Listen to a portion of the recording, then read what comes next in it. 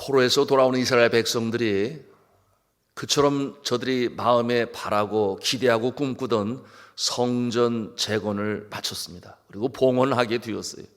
그것이 바로 지난 시간 6장을 통해서 우리가 함께 묵상한 내용이었습니다. 이 성전을 가리켜서 그 이름을 붙였으니 수룹바벨 성전이다 그랬어요. 왜냐하면 유대 총독의 이름을 따른 것인데 솔로몬의 성전이 있는가 하면 수룹바벨의 성전이 이렇게 재건되었습니다. 여러분, 이 성전을 건축한 자들이 누구였는가? 제1차 포로 귀환 때 왔던 사람들에 의해서 그렇게 성전이 재건이 되었어요.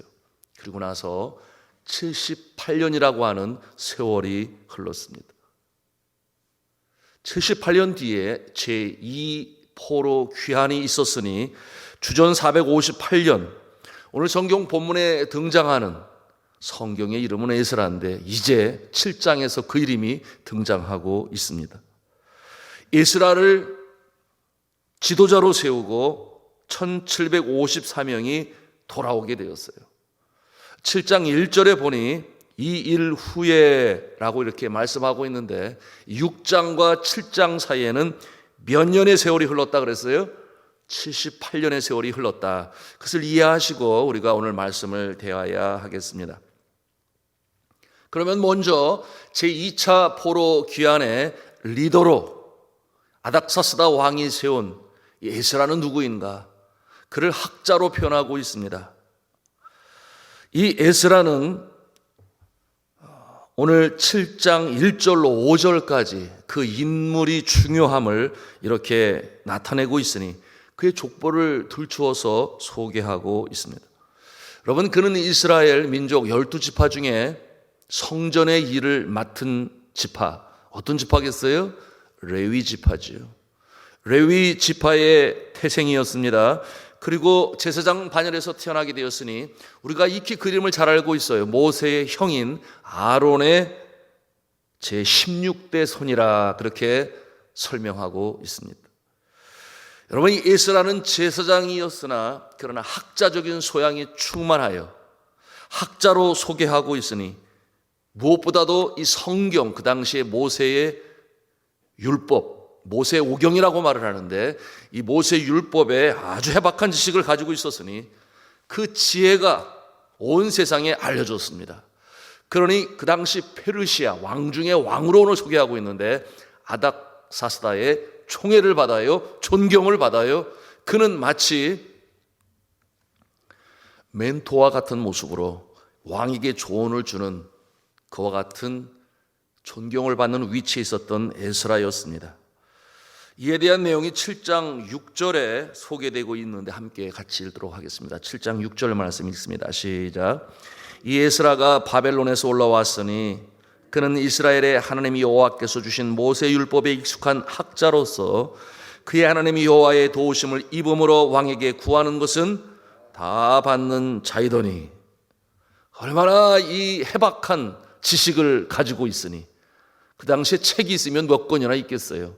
바로 이 모세 오경을 통하여 하나님이 미리 계시로 주신 이 말씀이 그의 학적인 능력이 되니 아닥사스다 왕의 총애와 존경을 받게 되었다. 그가 구하는 것은 다 제공받게 되었다. 참 놀라운 역사의 주인공이에요.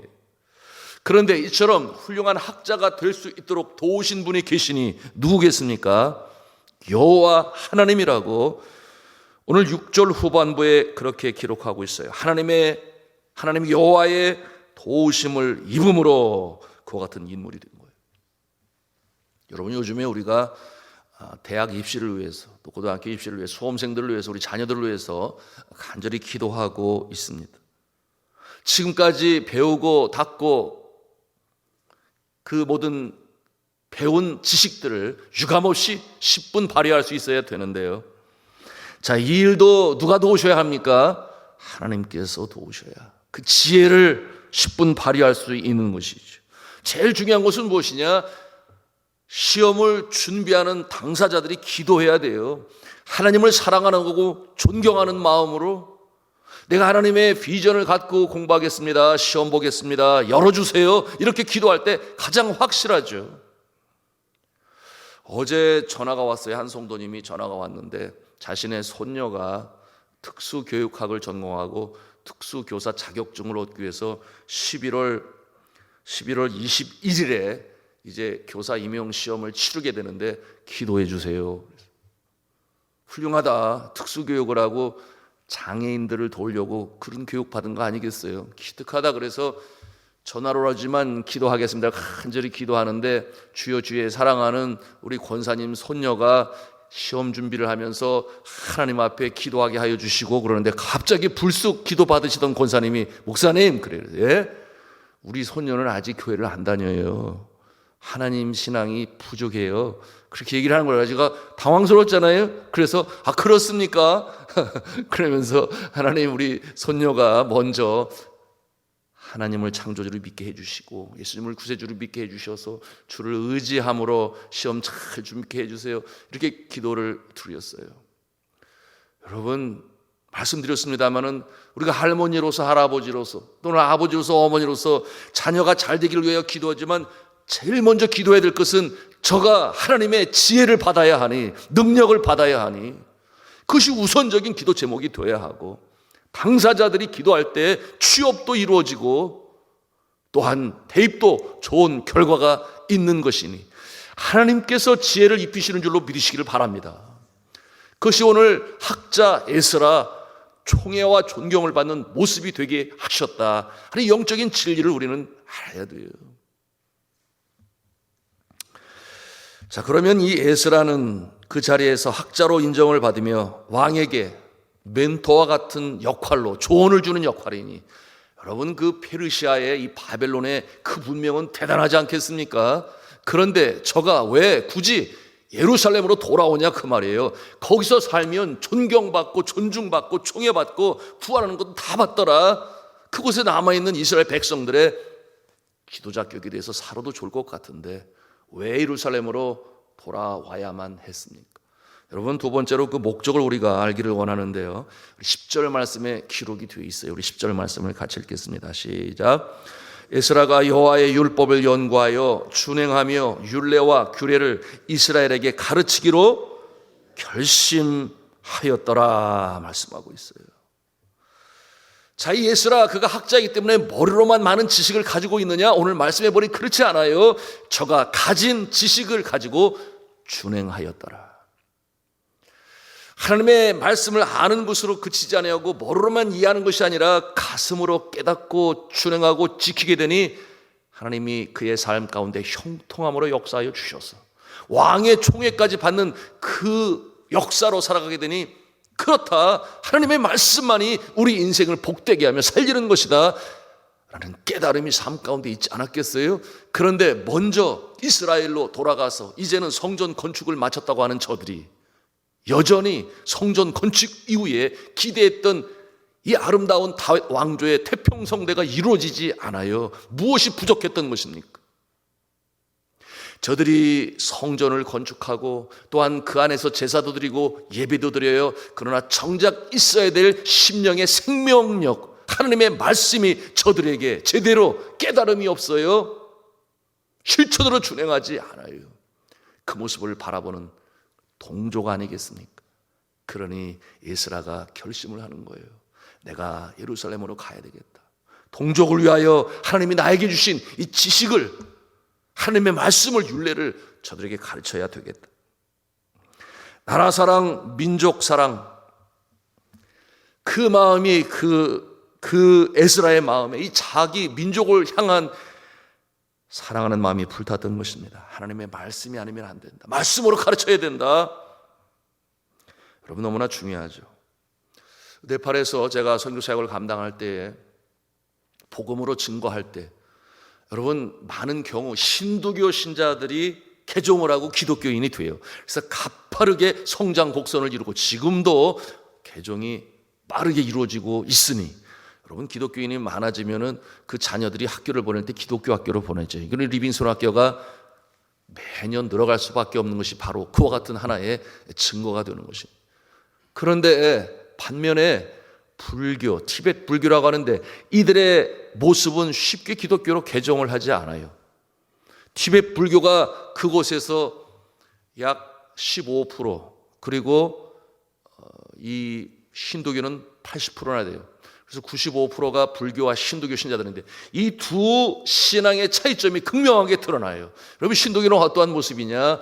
물론 그 나라가 신도교 왕국이기도 했습니다마는 얼마나 저들이 예식에 철저한지 몰라요. 아침 새벽이면 일어나서 동네에 있는 작은 산당에 가서 머리를 조아리고 뿌자라고 하는데 예배를 드리고, 그런가 하면 일주일에 한 번씩 자녀들을 드리고 사원에 가서 예물을 드리고 염소의 목을 따서 피제사를 드리고 닭의 목을 쳐서 피로 뿌리고, 여하튼 열성이 대단합니다. 그 종교심이 대단해요. 그래서 자녀들을 꼭 데리고 가는데요.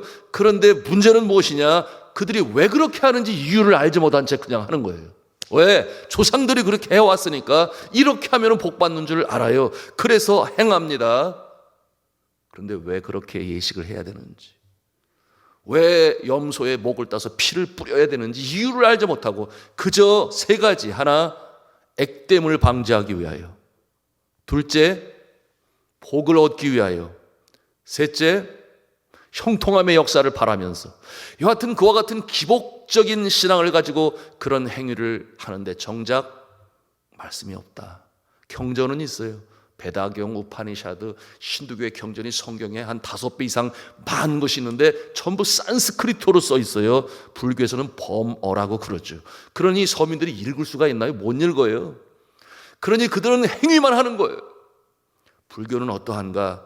자랄 때, 청소년 때 의무적으로 2년 동안 불교 사원에 들어가서 불교 경전을 배워요.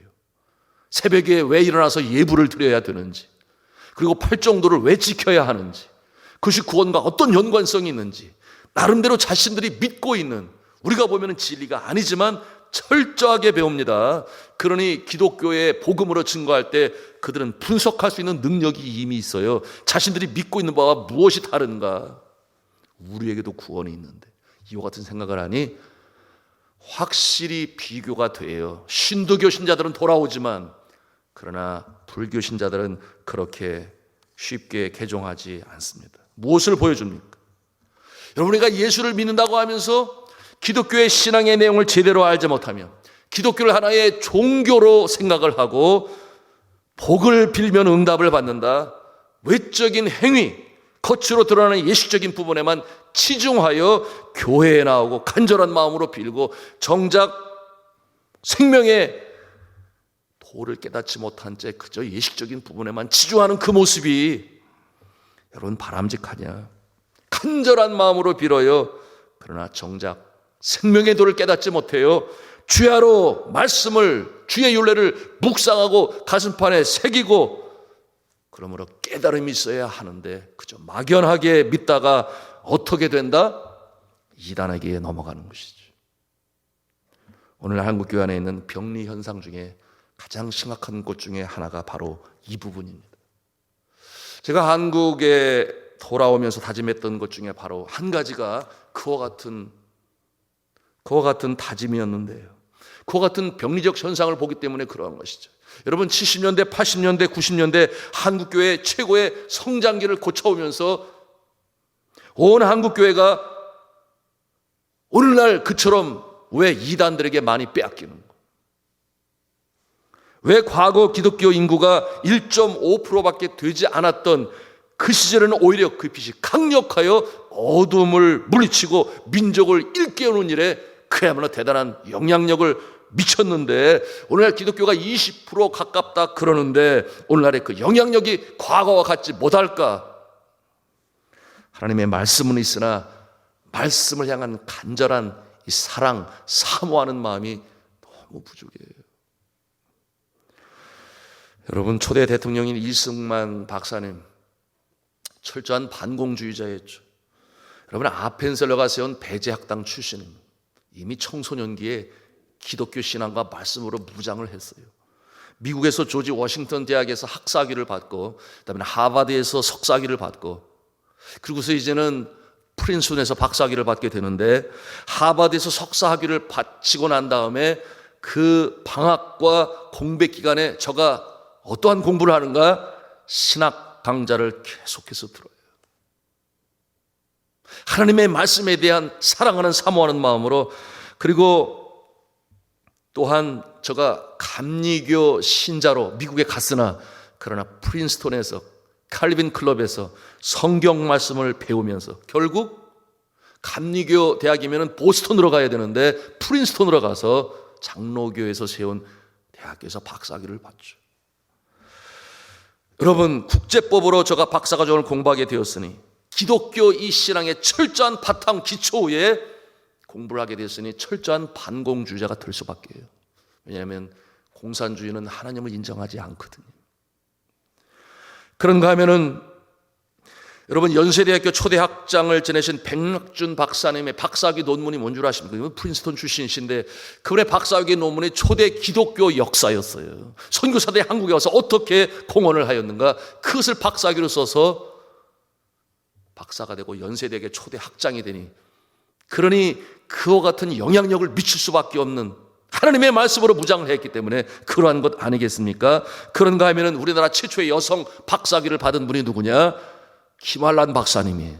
김환란 박사님이 여러분 아시는 대로 제가 유학당 출신에, 그리고 보스턴 대학교에 가서 감리교 신자로 박사학위를 받을 때 기독교 신학의 바탕을 둔 교육학 박사를 받고 돌아와서 이화 대학교가 되죠. 초대 학장을 보내게 되니, 지내게 되니, 여러분 그와 같은 모습이 이 민족, 우리나라 백성들에게 선한 영향력을 미치는 그 위치에 서게 되니 바로 에스라의 모습 아니겠어요?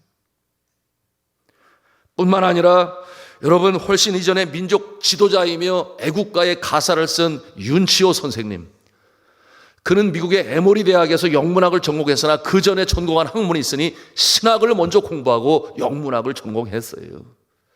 그러니 동해물과 백두산이 마르고 닳도록 하나님이 보호하사 우리나라 만세라고 하는 그 같은 신앙 고백으로 애국가를 지을 수 있지 않았겠습니까?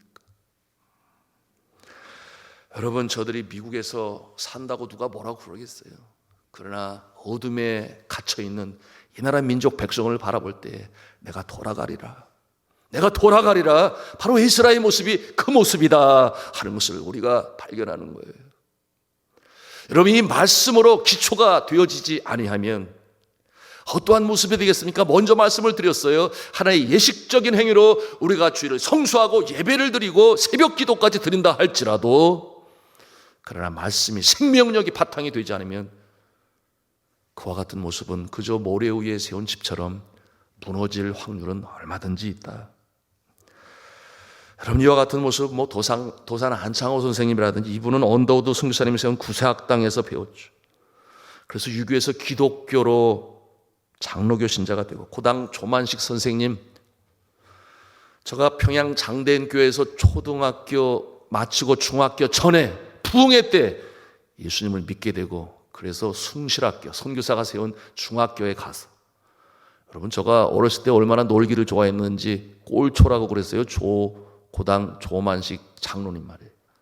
그래서 숭실학교에 들어가서 기독교 사상으로 공부를 하게 되니 담배를 끊겠다 그랬는데 끊지 못해서 적발을 당해가지고 뭐 재밌는 얘기들이 많이 있는데, 여하튼 그리고 나서 숭실 중학교에서 담배를 끊고 그 이후로 평생 한 번도 주초를 입에 대지 않는 모습으로 민족적 지도자가 되었어요.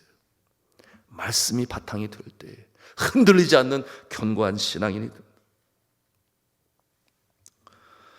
그러므로 제가 고국에 돌아오면서 다짐했던 모습이 바로 그런 모습이었습니다. 말씀으로 서야 된다. 말씀으로 서야 된다. 여러분, 이 사랑의 최고봉을 은혜라고 표현을 한다면, 그러나 그것만이 아니라 이 사랑의 핵심은 무엇이냐? 진리인 것입니다. 그래서 이 두 가지가 균형을 이루지 못하면 결국은 한쪽으로 치우치기 때문에 엉뚱한 모습이 될 수 있다. 자, 이 사랑의 핵심인 진리의 말씀과 사랑의 최고봉인 은혜가 함께하는 것이 은혜와 진리가 충만한 성도가 되는 것이요, 은혜와 진리가 충만한 교회가 되는 것인데, 여러분 우리 교회의 금년도표가 그렇지 않습니까? 은혜와 진리가 충만한 교회. 여러분, 은혜는 무조건적으로 받는 것뿐이요, 그래서 은혜예요. 그러나 진리는 내가 깨달아 나눠주는 선한 영향력을 비치는 빛과 같은 모습이니, 그러므로 공의의 사랑을 베푸신 하나님의 모습을 통해서 우리는 은혜와 진리가 겸비되어진 모습을 보고 또한 바라며 그렇게 따라가야 하는 것입니다. 그러니 진리는 내가 전화가 고라쳐서 선한 영향력을 끼치고 주의 제자들을 만드는 자리까지 나아가는 모습인 것입니다. 저는 우리 교회 성도가, 또한 우리 교회가 그러기를 간절히 바랍니다. 오죽하면 제가 모든 예배의 말씀이 한 성경책 장별로 나가는 강해 설교를 하고 있습니까? 새벽 기도, 금요 기도에 주일 오전, 주일 오후 전부 다 성경 한 장 한 장. 왜? 빼놓을 수 없다. 한쪽으로 치우칠 수 없다. 여러분, 재밌는 예화를 통해서 만담가의 모습처럼 그렇게 재미있게 귀를 즐겁게 할 수도 있어요. 그러나 그것이 사람의 귀를 즐겁게 할지 못하더라도 사람의 마음을 변화시키는 것은 오직 하나님의 말씀인 줄로 믿습니다. 그것은 이미 교회 역사를 통해서 우리가 배우는 것이에요. 영혼을 살리는 복음, 천국에 갈 수 있는 생명의 말씀, 악한 영의 공격을 회파하는 좌우의 날선 검보다 더 예리한 이 성령의 검, 곧 말씀인 줄로 믿으시기를 바랍니다. 오늘 말씀을 정리하겠습니다. 수르바벨 지도하에 성전은 재건이 되었어요. 예배도 부활되었습니다. 그러나 문제는 이스라엘 백성들 개개인의 마음에 생명력이 되어야 할 하나님의 말씀이 부족하니, 그 부재를 본 에스라는 내가 이 자리를 떠나서 나의 동족에게 가리라. 그래서 예루살렘으로 가게 되었던 것입니다. 여러분, 일찍이 호세아 선지자가 너무나 안타까워하지 않았나요? 내 백성이 지식이 없으므로 망하는도다. 그러므로 아시리아와 바벨론의 포로가 되었던 그와 같은 모습을 안타까이 여겼던 호세아 선지자, 그 모습이 다시금 반복이나 되지 않을까 염려하고 우려했던 에스라가 헌신을 각오하고 예루살렘으로 자원하여 오게 되었던 것입니다. 자, 사랑하는 성도 여러분, 하나님의 말씀을 사모하시기 바랍니다. 하나님의 말씀으로 무장하시기 바랍니다. 그래서 그저 받는 것으로 그치는 것이 아니라 이제는 선한 영향력으로 빛을 발하여 주의 제자로서 또 다른 제자를 만들어내는 바로 예수 그리스도의 지상명령을 온전히 이루셔서 하나님께 영광이요 세상의 어둠을 물리치고 병든 세상을 치유하는 일에 귀하게 쓰임받는 말씀의 종들 다 되시기를 저는 주님의 이름으로 축원합니다.